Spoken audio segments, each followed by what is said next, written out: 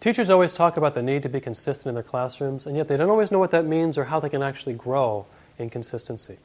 This section will offer 3 different strategies that will help you exercise the muscle of consistency and thus help reduce the acting out in your classrooms. Several years ago, I was working in a district in Northern California, which I shall not name. In that particular district, they were so desperate for teachers. How desperate were they? They were so desperate for teachers.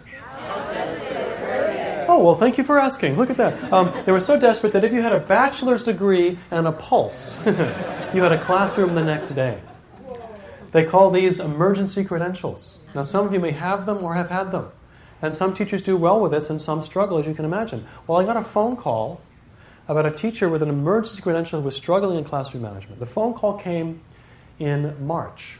He had started teaching in August. That's why I don't say the name of the district, because it took him that long to make the call. I got the gentleman's phone number. I called him up. I said, hello, my name is Rick Smith. Do you mind if I come and observe? Great. How about Thursday before lunch? Well, I'll take some notes. No need to be intimidated. We can get to know each other at lunch. Well, the day arrived, and true story, sat at the back of his classroom. In 10 minutes, I wrote down 25 different suggestions. I would have written more, but my hand cramped up. I was writing so fast. Honestly, there was almost nothing this teacher was doing that I could suggest he continue to do. It was not pretty. Waves of chaos back and forth across the classroom. The kids were in charge. The teacher was playing catch-up. Rapport was good. They liked each other, but almost no moments of real teaching and learning.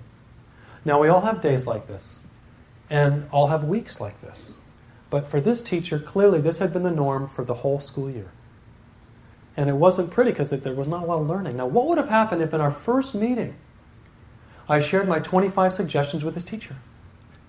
Well, if he trusted me, he'd have quit. Right? If he didn't trust me, he didn't trust me. Right? So 25 suggestions is too many for any human being. I had to narrow it down to 3. I came up with 3, shared one the first week, and over a series of weeks I shared my 3 ideas. And they made a big positive impact in his classroom management. I looked at these 3 and saw they had 2 things in common. One, they work for all teachers pre-K to 12, and 2, they're all in the area of consistency. So I'll share them with you now. Consistency, 3 keys. Please call out the page number this is on in your handout. 5. Page 5, please turn to page 5. Thank you. Students raising their hands to speak. All teachers, at least some of the time, ask kids to raise their hand. No teacher I've ever observed is absolutely consistent. It's so difficult. You get kids who will raise their hand and call out the answer. The answer is 14. What? It's up. What? Right? Or you get the classic moral dilemma of the kid who calls out the right answer. Then what do? Do we honor the procedure or do we honor the content?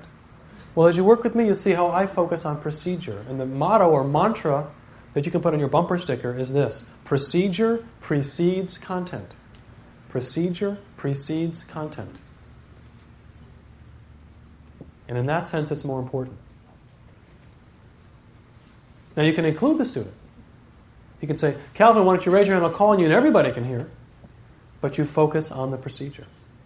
Now, there's an old expression.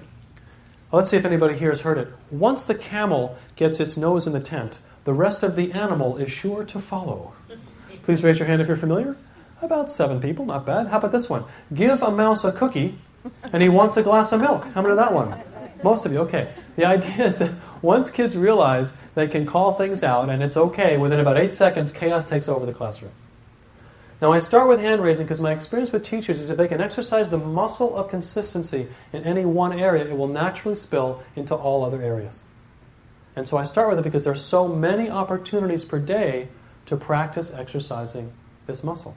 So many opportunities. It's a worthy anchor for this type of thing. Just one focus and use it as an anchor. Now, with this particular teacher, I did a demonstration lesson in front of his class. And I had him take notes and sit in the back and focus only on how I taught and reinforced hand raising. I taught them, don't worry about content, just hand raising. And I did a whole lesson on hand raising with the kids. Then I did a content lesson. And as they were calling out, I said, no, go back to... And it just made a big difference. As a mentor teacher, as a support provider, working with beginning teachers, with their permission, I will do hash marks in my observations for consistency of hand raising, and I will script word for word what the teacher says to get the kids back on track. It is that worth it. It is that worth it. So with this particular teacher, we went on the internet, got a clip art picture of a hand, put the hand on the back wall as a visual reminder to him to focus on hand raising. Well, the kids in the class, they saw the hand, they go, "Teacher, what's the hand for?" He said, "Well, that's to remind me to be focused on hand raising." Well, then it happened. 2 kids said, "Can we help?" Now he had the hand police on his side, right? And they came up with a private hand signal to let him know when he was being consistent or not. So it started to make a big, big difference. A big, big difference. Now, before I go on to the next piece, a quick question, and you can just answer this out loud, yes or no. When I asked you to call out the page number that this was on in your handout, was I being consistent about hand raising, yes or no? Yes. No, yes, no, yes. Let me tell you. The answer is yes, I was. I was. And this is why. We do not need to require hand raising all the time. We just have to get it when we ask for it. We just have to get it when we ask for it. Now, there's some elementary teachers who will have a special hat. Imagine this Frisbee has a picture of, as a hat and has a picture of a brain on it. It's called the brainstorm hat, okay? And they'll stand in a special spot in the room. And they'll put the brainstorm hat on. They'll say, "Okay, kids, we're going to have an adult conversation. We're going to brainstorm. We're just going to call things out." So the calling out happens. When it's over, the hat goes off, the hand goes up, they walk back to the center of the room. "Okay, class, back to hand raising." As long as we frame what we want and we get what we frame, we're being consistent. Now, just for fun, a little metacognition, I did a presenter trick just before. And in one sentence, I made it coherent to your brain 3 different ways that I wanted you to call out the page number. So just for fun, I'll give you the same direction I gave before. Then I'll say the word go. When you hear the word go, please turn to a partner or two and take 12.6 seconds to talk about what 3 things, see if you can figure out the 3 things I do in one sentence to make you want to call out the page numbers. Here's the direction and the word go. Please call out the page number this is on in your handout. Go. What 3 things did I just do?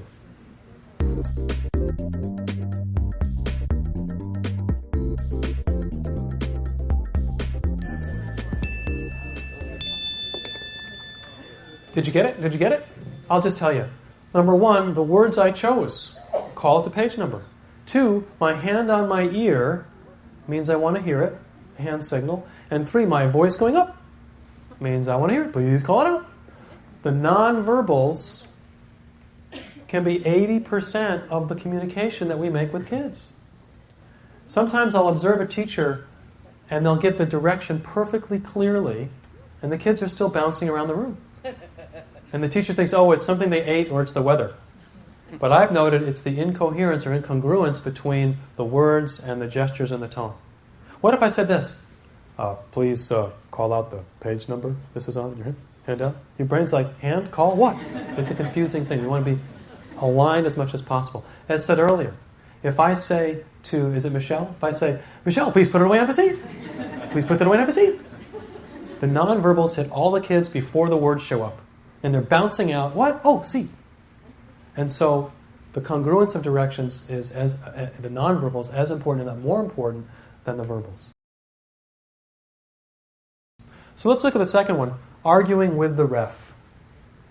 Okay, for this one, I got my volunteers chosen. Okay, let's see who you are. What's your name, please? Bethany and Robin. Bethany and Robin, thank you so much. So Bethany is my student, and Bethany is talking when she's not supposed to. Let me hear it. Ooh. Now, did the overachievers in the room notice my hand on my ear when I had you call it out? Huh? Pulling you out. Okay, it's a little hand signal. Now, I've tried everything in my bag of tricks with Bethany. I tried proximity. Okay? I walked up to Bethany. This got her quiet the entire time I stood next to her, all of 2 seconds. Right? Turn around, chatter, chatter, chatter. So that didn't work. The next line of defense is what we call the teacher look. Right? The I mean business look. It's something like this. If that doesn't work, switch eyebrows. Captain, that's not logical. So that didn't work. Then I say her name, Bethany. That doesn't work. Finally, get Bethany the verbal warning. Bethany, if you continue to talk and disrupt, you will win an all-expenses-paid trip to this seat right here in the front of the classroom. This is something Bethany doesn't want. So she says, Mr. Smith, I will never talk again in my entire natural life. I give her the benefit of the doubt. That's great, Bethany. Of course, 30 seconds later, chatter, chatter, chatter. Bethany, come right up. Look what you've won. Now, my students know that I assume the best about them. They want to learn behavior. So naturally, Bethany jumps up and says, "Thank you so much, Mr. Smith, for teaching me behavior. I can't wait to learn it." And she comes quietly to the front of the classroom with her things. Right. I'm going to count to 3. When you hear the number 3, please say out loud what your students might say out loud when you ask them to change seats against their will. And look at me while you do it, because when I go like this, please stop. Okay, ready? 1, 2, 3. You got it. This is called arguing with the ref. In this case, I'm the ref and Bethany is arguing with me. What teachers need to remember and reinforce is that when students argue with us, the arguing is in itself a disruption, deserving of a second consequence. The arguing is in itself a disruption, deserving of a second consequence. Consequence number 1, in this case, was a temporary change of seats. Consequence number 2 could be as simple as a less temporary change of seats. She'll be staying longer. See, kids think, I got nailed for talking. And I can talk all the way to the front of the classroom. It's the same nail. It's a second nail or a second consequence. Now, what if Bethany disagrees with my decision? Well, in my classroom, there's a nonverbal hand signal that she's allowed to make. It's not what you're thinking, okay? It's the T signal. The student does this, the T signal. It means teacher talk, I want to talk to you about your decision. So here's the ideal. Bethany gives me the T signal, I give her a thumbs up, I point, and she moves, not a word is spoken. Later on, we have a conversation. Now, the key is that the conversation takes place on the teacher's, not the student's timetable. And in that conversation, Bethany says, Mr. Smith, it wasn't me. Really, Bethany? Yeah, it was Robin. Robin, yeah. And you know how you can tell, Mr. Smith, was what was said out loud was something I didn't know till the whole class heard it.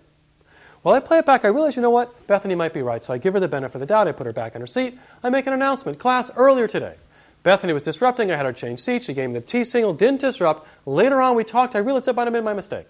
So now she's back where she started. No harm, no foul. Now, had Bethany argued with me when I wanted to change seats, even though I was wrong, she'd still get a consequence. Because in this classroom, there is no arguing with the ref. It's one of my classroom rules. There is no arguing with the ref. Now, a lot of teachers tell me with that languaging of the rule and a little bit of inner authority, it can cut in half or more the arguing that happens in the classroom. So some teachers just do the language of the rule. Some will actually have the kids do the T signal. Others will print up disciplined conversation passes like numbers at the deli. Put them on the side of the room. Kid grabs the pass to talk about a disciplined decision the teacher made. But again, the conversation takes place on the teacher's, not the student's timetable. Now, what about the student lawyers in the classroom? Right?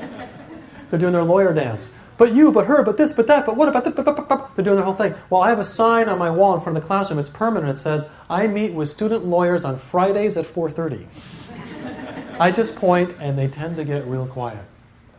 One other piece to this. I found a wonderful analogy from the National Basketball Association, the NBA. They have a policy. If in the NBA you're playing in a game and a scuffle breaks out on the court and you are involved, you may get fined or worse depending on your level of involvement. If, however, you are on the bench and a scuffle breaks out on the court and you jump in, the moment your first foot hits the hardwood, you are immediately suspended. It is much more severe in the NBA to jump into a situation than to be initially involved. And that's what I tell my students. Student lawyers start on a higher level of the consequence hierarchy than those initially involved. On a higher level of the hierarchy. So if you're consistent with this even for a couple of days, kids will turn to each other and say, you know what? I can't afford to be your lawyer anymore. The price just got too high. So that's the arguing with the ref piece. Now let's look at the popcorn effect. It's named after the following experience. You're in the kitchen making popcorn. The first kernel pops across the floor. You go to get it. Pick it up off the floor. You turn around. You see popcorn everywhere, right? Because you forgot to put the lid on the skillet. Translates in the classroom one sentence. Get all students actively on task before having private conversations. Get all students actively on task before having private conversations. Easier said than done. Easier said than done. Several years ago, I was working with an 8th grade PE teacher, physical education teacher, who violated the popcorn effect 3 times in 9 seconds. And I'll share it with you now. And before I do that, just a quick survey. Any PE teachers in the room, please raise your hand. PE teachers? 1.5. Okay, give a round. Okay, let's say something about PE teachers. Regardless of what the rest of you think about what it takes to teach PE, it is one of the toughest classroom management challenges out there. It is extremely challenging. It's all about inner authority and procedure. So here's my optional homework assignment for you. Sometime in the next week at your school, find a PE teacher, give that teacher a hug. Because it's hard. I mean, lots of reasons for that. One is when the kids are in the gym, there are 17 doors, right? Other classes equally as tough. How about home economics, right? Lots of hot, sharp objects. Okay? How about other things? How about auto shop, welding class, wood shop, photography class, those kind of things. Very, very challenging at first. But the number one challenge has got to be beginning band. 60 kids with noisemakers. What do I do with this trombone? Not that. Okay. So, this PE teacher, a new teacher, violates the popcorn effect 3 times in 9 seconds with his 8th grade class. Here's what happens. The kids come outside. Their numbers are on the asphalt. They stand on the numbers. He takes attendance. They do a lap around the field. They come back to the numbers. He's going to announce the basketball activity. And he says, okay, class, what we're going to do now is, oh, Sally, you have a question. Well, there's mistake number 1, right? Because he's talking to Sally. These are 8th graders. They have the attention span of a gnat. Right? They're going, what are we going to do? What are we going to do? And he's talking to Sally, right? So Sally goes, Mr. Teacher, sir, I wasn't here yesterday. When you gave us our grade, could you please tell me my grade? Here's mistake number 2. Sure, come on up. The kids are like, what about us, right? What about the activity? So she comes up, and here's mistake number 3. It's nonverbal. See if you can recognize it. She comes up, he goes like this. Let me show you your grade. He turns his back on the kids. Now I'm on the side observing. True story. 3 seconds after he turns his back, the kids are no longer standing on the numbers. They're now wrestling on the asphalt. 3 seconds later, they're not just wrestling on asphalt, they're picking up loose pieces of asphalt and they're throwing each other. 3 seconds later, 9 seconds total. He's very efficient. He spins around, he sees total bedlam, madness, chaos, yelling, threatening, screaming, trying to, detention, referral, suspension, trying to get the mushroom cloud back in the canister, right? The genie back in the bottle. Later on, in a moment of privacy, he confides and he goes, Rick, these are just bad kids. I said, no, these are 8th graders. It's what they do. It's in their DNA code. If you could read the DNA code, it says, teacher turns back, throw asphalt. It's what they do. What he should have done was not call on Sally, right? But if he does, say, Sally, I gave out grades on Tuesdays and Thursdays at 3 o'clock. See me then. Here's the basketball activity. Move it along. Move it along. 2 basic approaches to solving this. One is to minimize the number and length of private conversations you need to have. Minimize the number and length of private conversations you need to have. And 2, maximize the opportunities for those conversations.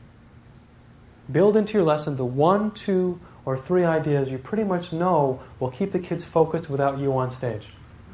Like a short video or a competition among teams, something that will get them focused without you. Minimize the number and length, maximize the opportunities, especially when you look down the barrel of your lesson and see, I need some extra private conversation time now. Build it into your lesson.